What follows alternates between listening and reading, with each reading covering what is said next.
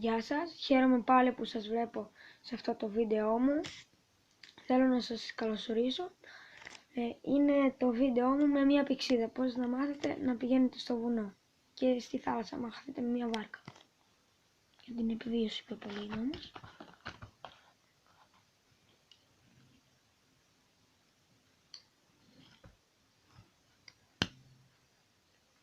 Τώρα λίγο να την ανοίξω.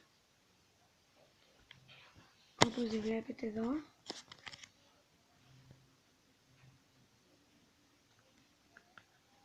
Όπως βλέπετε έχει νότια, το νότο, τη δύση, το βορρά και κάποια άλλα.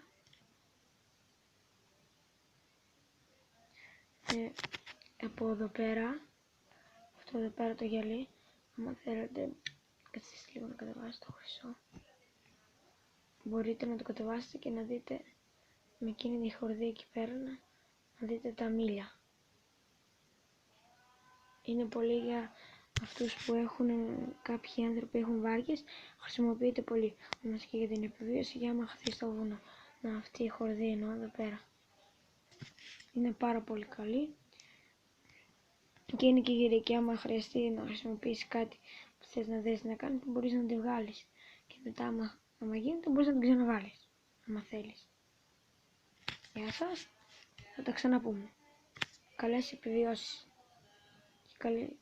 και καλά να περνάτε.